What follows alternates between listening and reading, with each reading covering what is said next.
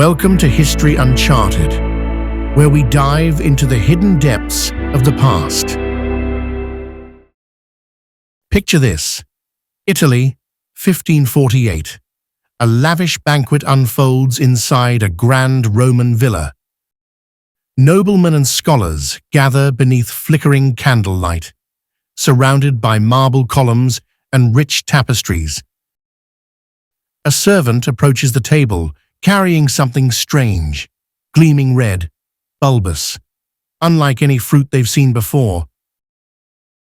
It's beautiful, seductive even, but in their minds, it carries something sinister. This is a New World fruit, freshly arrived from the Americas, exotic, unfamiliar, and if the whispers are true, deadly. Days after the banquet, noblemen fall ill. Some don't survive. Rumors swirl. The tomato, they say, brings illness, madness, even death. And oddly, people are dying. But the tomato isn't to blame. The real killer is the plate. Tomatoes are acidic, and when they touch the pewter plate, they react with the lead inside it. Slowly, silently. This combination poisons the body. The tomato's journey to Europe did not begin with a feast. It began with conquest. Spanish explorers brought it back, one of many strange plants from the mysterious New World.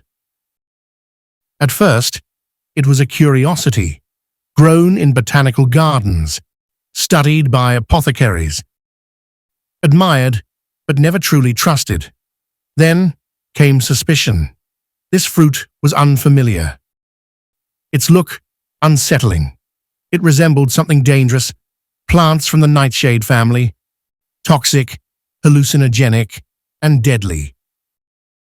Even the name, nightshade, carried a certain weight. Plants that bloom in darkness, linked to witches and death. To European eyes, that resemblance was enough. Enough to spark fear. Enough to spread doubt. After all, some of these plants were used in potions and poisons. The tomato was guilty by association. The tomato's color didn't help. Bright red, the color of poison berries, of blood, of warning. So while a few dared to taste it, most remained wary. Was it food or a beautiful poison? The science of the time only added to the fear. Doctors knew that lead was dangerous, but they didn't fully understand how it worked. So when noblemen ate tomatoes from pewter plates and fell ill, the cause seemed clear. The tomato, acidic and new, was blamed, not the plate. In truth, it was a deadly misunderstanding, one rooted in science's infancy.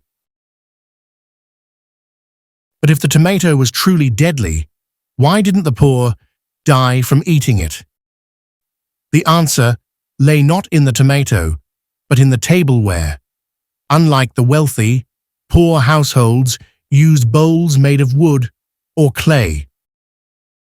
Safe from the acidic reaction, they ate tomatoes without consequence, and unknowingly, they avoided the hidden poison.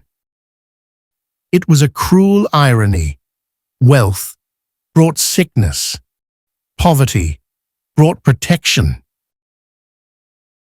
Italy didn't always welcome the tomato. At first, it raised eyebrows, even sparked suspicion.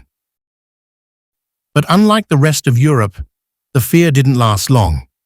In places like Naples, the tomato began slipping quietly into sauces, into stews, even early forms of pizza. To the Italian palate, the tomato wasn't strange, it was delicious. While Northern Europe recoiled in fear, Italians transformed suspicion into cuisine. The Italian exception would later influence the world, but for now, it stood alone. Even as the tomato slowly crept onto Italian plates, Europe's medical authorities were not so easily convinced. In their world, food wasn't just food. It had to be classified: hot or cold, dry or moist, healing or harmful. But the tomato, it defied the rules. And no one could agree where it fit. Some physicians argued it was cool and moist, a soothing food for fevers. Others declared it hot and damp, fuel for inflammation and disease. A German herbalist claimed tomatoes caused melancholy and heaviness of the mind. A French apothecary called them too watery, too lush, corrupting to the stomach. Others believed it agitated the liver. Some more thought it disturbed the blood, thinning it or thickening it, depending on who you asked. By the late 16th century, the tomato's medical reputation was in tatters. It was called unclean, misbalanced, and even morally suspect. But by the dawn of the 18th century, Europe began to change its tune. The very thing once feared would soon become indispensable. Slowly, quietly, through the back door of kitchens. First, it crept into peasant dishes. Then, into taverns. Onto the plates of aristocrats who wouldn't admit where the recipe came from. Meanwhile, the true culprit of tomato poisonings, pewter plates, had begun to disappear. Across Europe, pewter was replaced by ceramics, stoneware, and glass. And suddenly, people didn't get sick. The tomato wasn't guilty. But no one wrote headlines to say so. The correction came not in books, but in practice. In Spain, it danced with garlic and saffron. In France, it played the exotic guest at royal gardens. In England, it was called the love apple, strange, seductive, foreign. Tomatoes no longer needed defending. They made lamb richer, soup redder, pasta divine, and so on. No physician ever formally cleared the tomato's name. No apology was ever issued. No textbook erased the old fear. The tomato had redeemed itself, not through science, but through taste. If you enjoyed the video, please like, share, and subscribe.